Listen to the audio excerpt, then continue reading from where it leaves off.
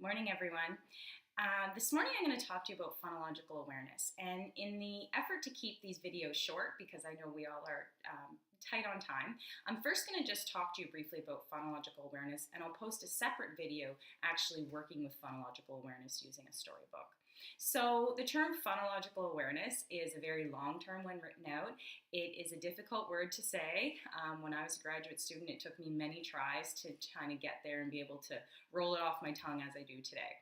So don't let that scare you. Essentially what we're talking about with phonological awareness is children's ability to detect the sounds in language. So this is a language skill, not a literacy skill like learning letters and print directionality.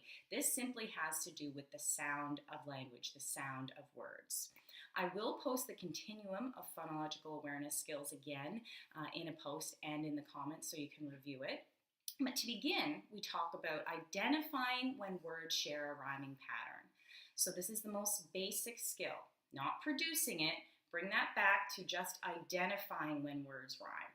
So you can do that in your everyday talk with children, of course, or through a storybook, which I will show you in a separate video. Next, segmenting words into syllables and blending syllables into words. So this is when we ask children to clap a word, or do you hear the parts of this word? The word jolly. Can you clap the parts of the word jolly with me? Jolly. 1, 2.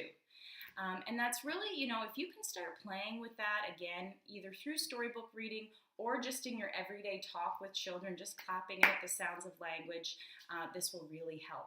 Nursery rhymes are just a fabulous way to start bringing children's attention to the sounds of language. They won't even know you're doing it, but nursery rhymes naturally rhyme. So if you can begin singing those with your children from day one, you are opening their mind to the sounds of language without them even knowing what's going on.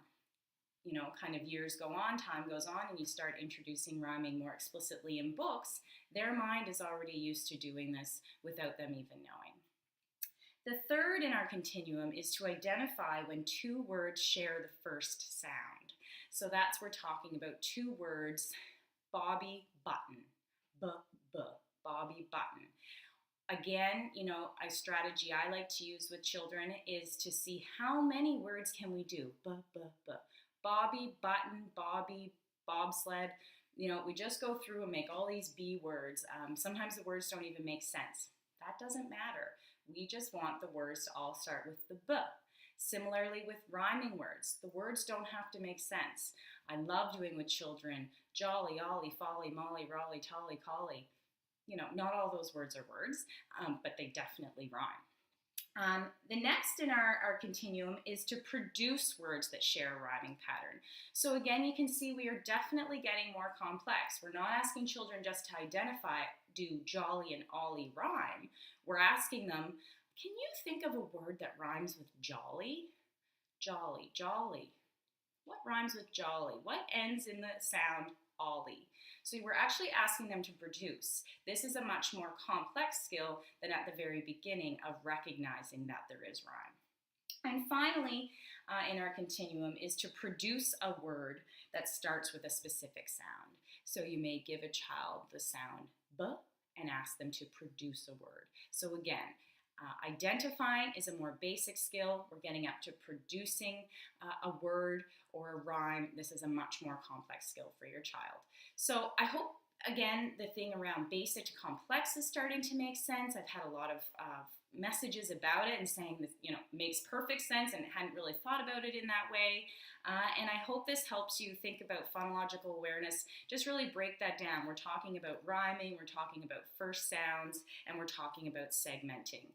In the early years, that's really what we're getting to. So I hope this is helpful, and in a next video, I will go over how to do this with a storybook.